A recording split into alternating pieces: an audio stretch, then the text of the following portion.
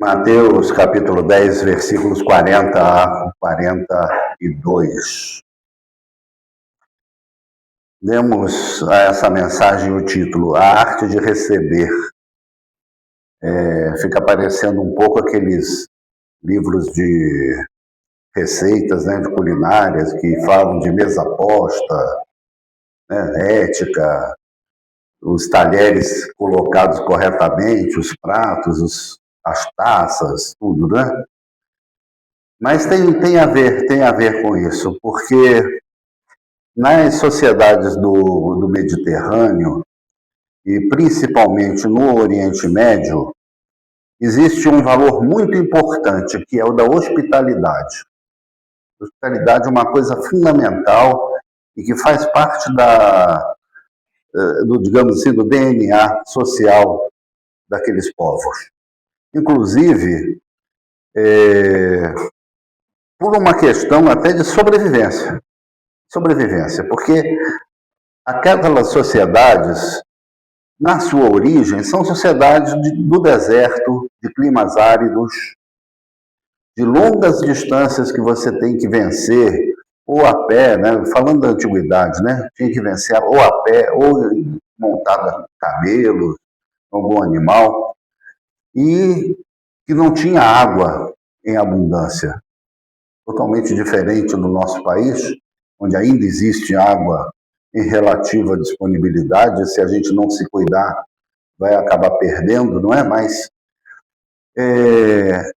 o fato é que receber aqueles que vêm de longe, né, era uma prática onde os viajantes, então, se deslocavam nessas distâncias, e quando chegavam a um acampamento de beduínos, quando viam lá uma tenda, um ajuntamento de pessoas, então eles paravam lá e era uma bênção ser recebido com um copo d'água, não é? E poder descansar ali para depois, então, prosseguir viagem. Receber uma refeição, alguma coisa leve para poder, então, seguir ao seu destino. E isso acontecia, né, da mesma forma que hoje eu estaria recebendo uma pessoa na minha tenda, amanhã sou eu que vou viajar para aquele lugar e vou ter também que ser recebido lá. Então era uma questão mesmo de reciprocidade, não é? Então era um valor básico das sociedades do Oriente Médio e do mundo bíblico em geral, essa prática da hospitalidade. Até hoje, tem alguns países da Europa, por exemplo, como na Grécia, eu tive essa experiência. Em qualquer restaurante, e eu fui num período de muito calor, nem era verão, já era quase primavera, assim, não era alto verão.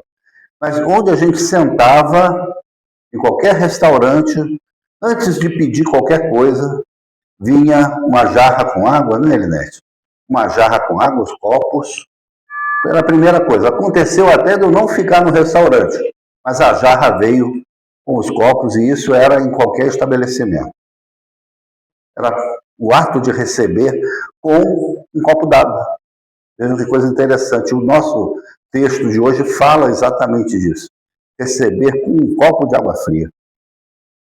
Não é? Então,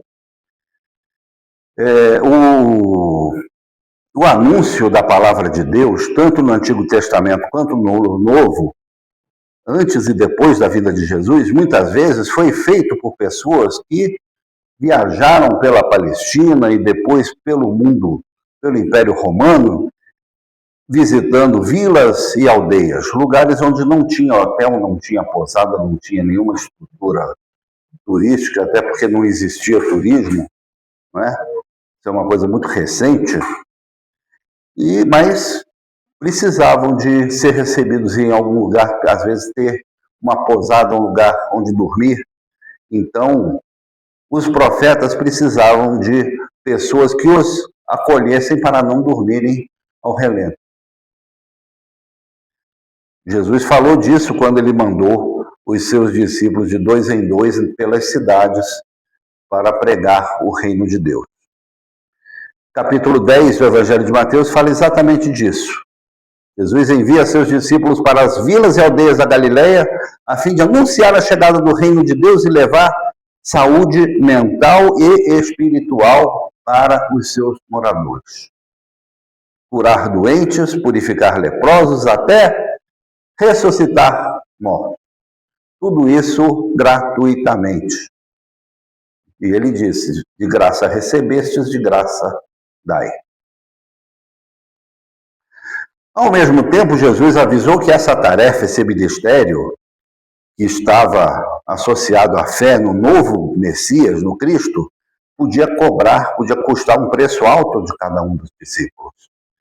Porque em nem todos os lugares eles iam ser recebidos. Né? A mensagem é dirigida não só àqueles 12 homens que o seguiam, mas também para os leitores do Evangelho de Mateus, a igreja primitiva. A igreja que leu aquele escrito de Mateus como sendo memória das ações de Jesus Cristo, valia também para aqueles cristãos perseguidos pela liderança judaica e pelos romanos. E que haveria portas fechadas, que haveria perseguição, que haveria até tentativas de morte, que haveria problemas no meio das próprias famílias, como nós estivemos pregando domingo passado a respeito disso, não é? Então, enfrentando desafios e acima de todas as dificuldades, Jesus nos chama a cada um de nós para anunciar o seu reino. Ele é muito franco com relação às consequências desse gesto. Uma coisa que sempre preocupa quem anuncia uma mensagem inovadora, quem apresenta uma nova realidade, é a forma que essa mensagem vai ser recebida. Isso acontece para nós, pregadores, anunciadores da palavra, do reino de Deus, do Evangelho, acontece na publicidade também, acontece nos meios políticos, principalmente em um ano de eleição, né? Como vai ser recebido aquilo, aquela fala, aquele gesto, aquele vídeo, aquela roupa, aquela maquiagem, enfim. Tudo que você joga como mensagem, né? Então, a gente se preocupa muitas vezes em como essa mensagem vai ser recebida. Porque aí nessas horas, algumas pessoas, ao invés de anunciar o Evangelho, elas se calam, se recolhem, guardam para si a sua salvação, guardam para si aquilo que Deus tem feito na sua vida, né? E acabam fugindo dessa atribuição, desse mandamento de Jesus que ele deixou para nós. Né? Na Bíblia mesmo, nós temos um exemplo lá no Antigo Testamento, uma das melhores histórias do Antigo Testamento, que é a história de Jonas. Jonas era alguém chamado para ser profeta. E era uma pessoa muito religiosa, ele amava muito o seu povo, o povo de Israel, amava o seu templo, a sua religião. Mas quando veio o chamado para ir até a grande cidade de Nínive, capital de um dos países mais poderosos do mundo, naquela época, que era a Assíria, o Império Assírio, um império poderoso e cruel nas suas conquistas militares, enfim. Mas ele foi chamado para ir até Nínive para anunciar o juízo de Deus sobre aquela nação. Claro que ele passou a temer até pela sua própria vida. Como é que ele ia na casa do inimigo dizer que Deus iria destruir aquela cidade por causa das atrocidades que aquele reino tinha cometido? E o que ele fez, Jonas, então? Ele pegou um navio com um destino na direção oposta, de Jerusalém para Nínive, em direção ao leste. Ele tomou um navio na direção oeste, para o mar Mediterrâneo, indo para um lugar chamado Tarsis. Tarsis, atualmente, corresponde àquela região ali da Península Ibérica, do Mediterrâneo Ocidental, onde existem praias belíssimas, né? A Côte d'Azur, né, da França, ali Nice, Cannes, não é? A Costa Brava espanhola também, ali, Ibiza, né, as Baleares, tal. Jonas tinha muito bom gosto para viagem. Ele escolheu um destino, né, Mônaco, fica tudo por ali. Hoje, na época não existia nenhuma dessas cidades assim, como a gente conhece hoje, mas era um lugar mesmo muito bacana e muito distante do desafio que ele ia enfrentar lá em Nínive.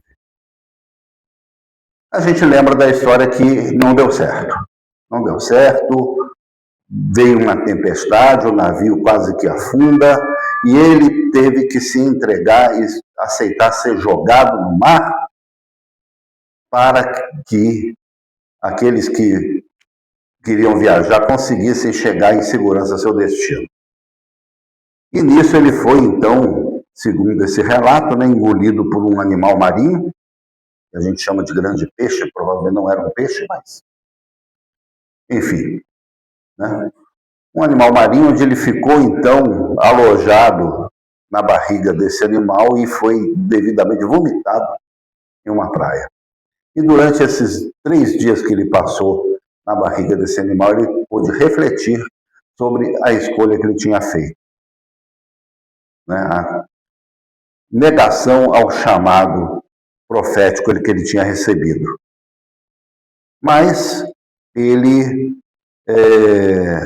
então, se convenceu, não, eu tenho que ir até Nínive e vou lá anunciar a destruição daquela cidade. Ele deve ter ido até satisfeito, porque era isso que ele desejava no seu coração mesmo, que Deus fizesse. Né?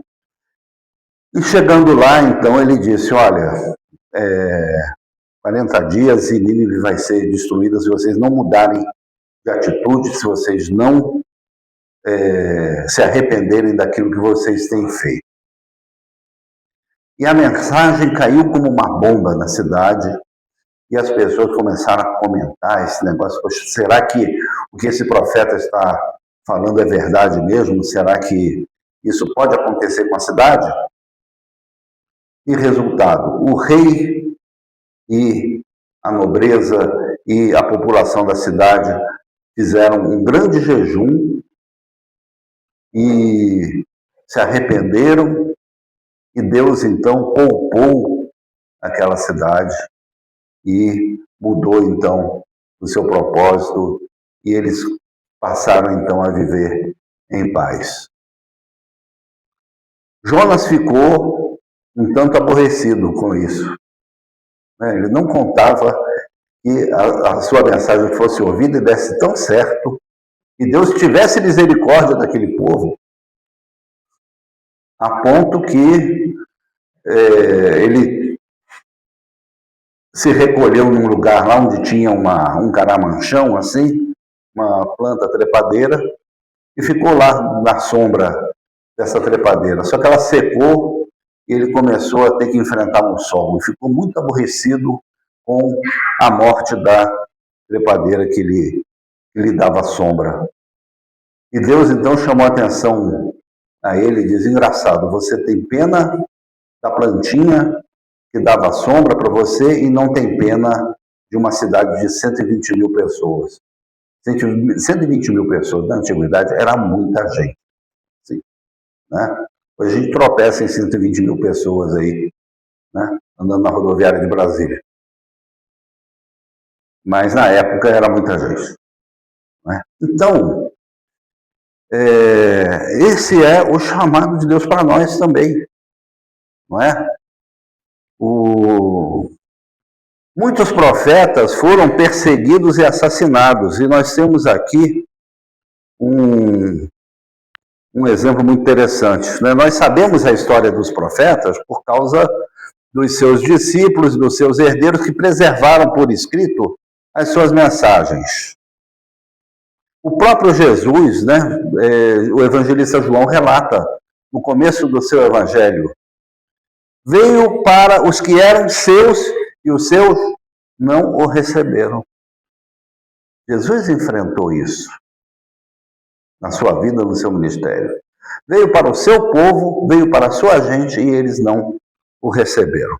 Até hoje. Então Jesus deixou tudo isso muito claro para os discípulos.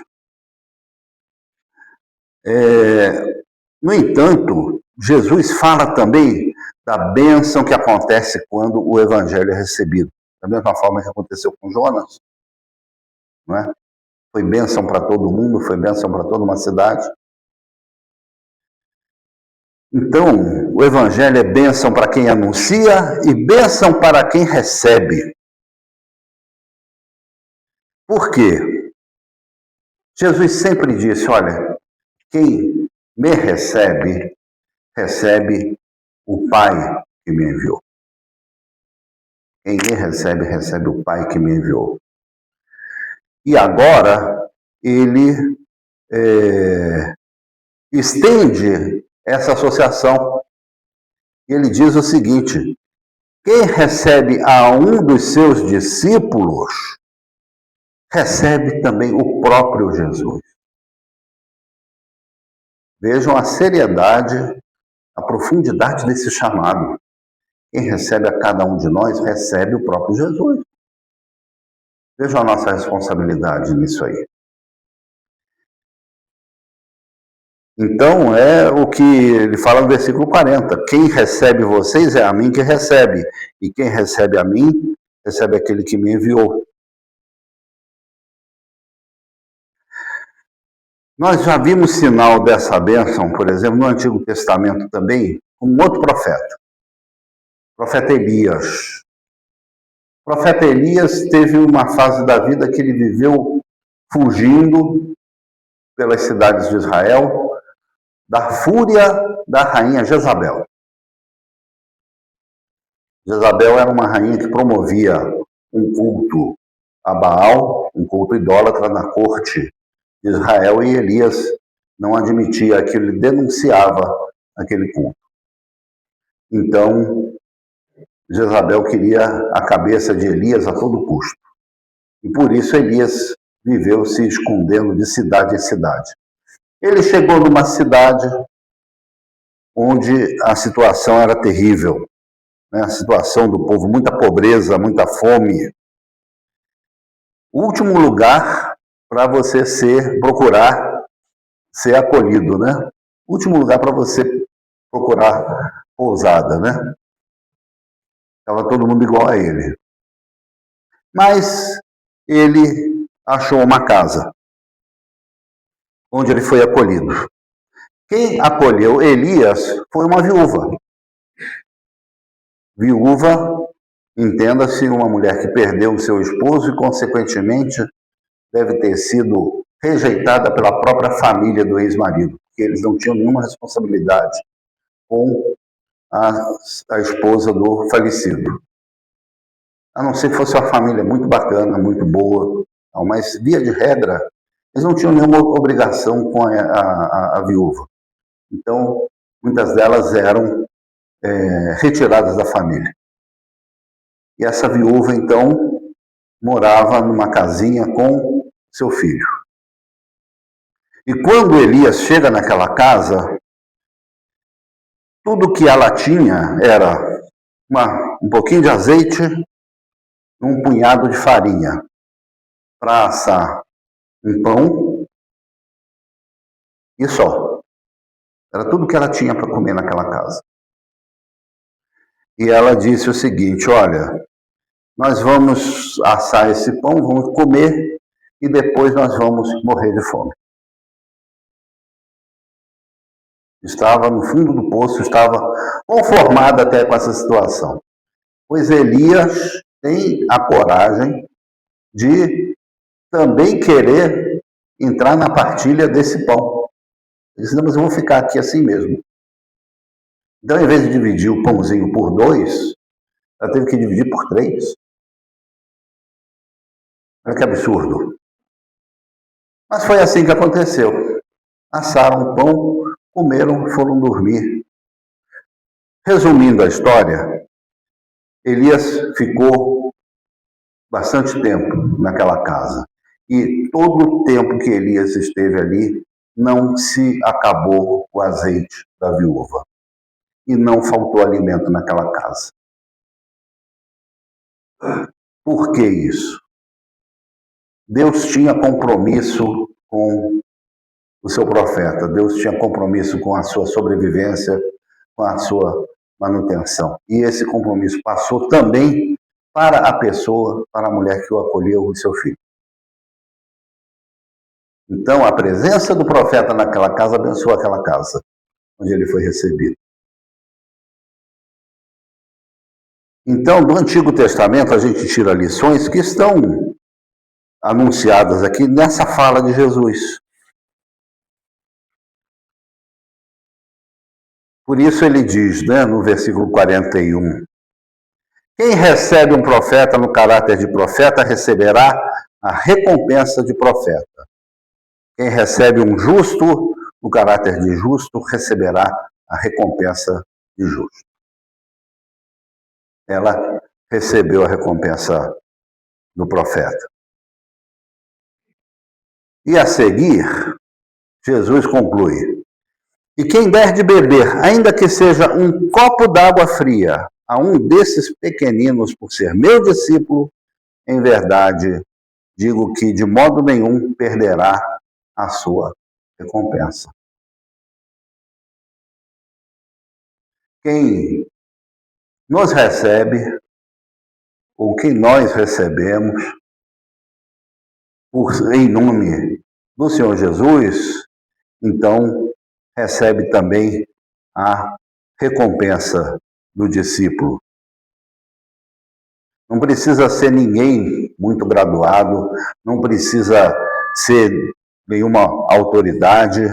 Né? Jesus mesmo fala, algum desses pequeninos. É a expressão que ele usa para uma pessoa sem grandes atributos.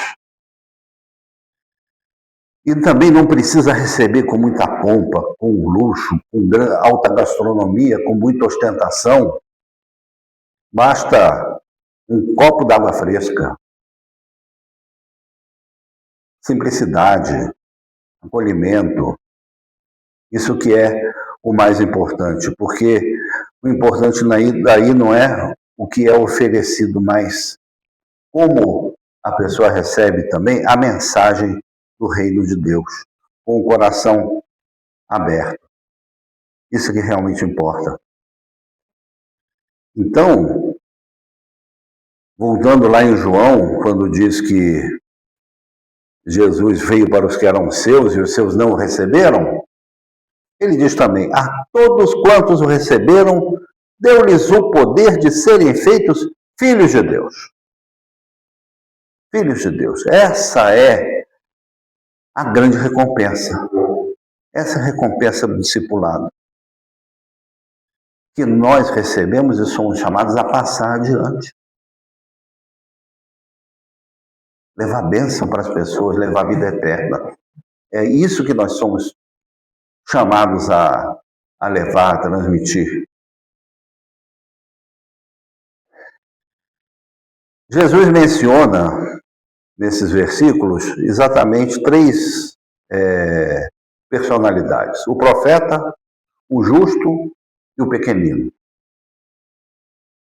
Mas se vocês forem prestar atenção, essas três personalidades cabem na pessoa de Jesus Cristo.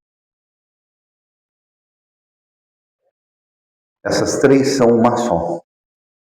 Por quê? Porque Jesus veio como profeta. E as pessoas o reconheciam como profeta. A mulher samaritana, ela conversando com ele, ela disse, vejo que és profeta. Ele viveu como justo.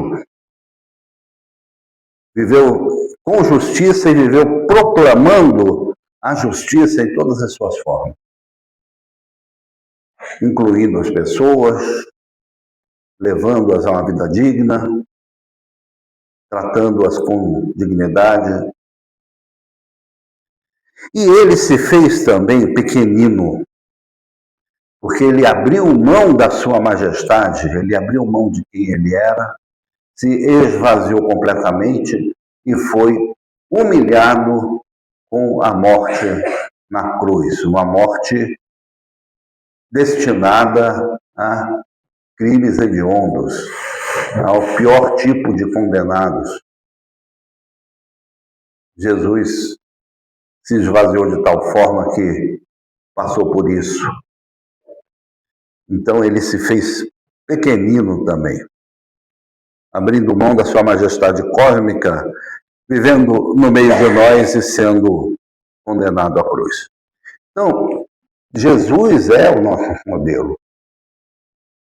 Jesus é o profeta, é o justo e é o pequenino. Somos chamados a sermos também, na medida do possível, esses três.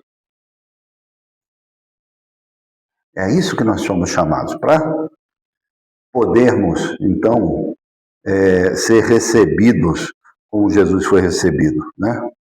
Então, o nosso grande convite nessa noite é a você que nos ouve para receber a palavra e a pessoa de Jesus Cristo na sua vida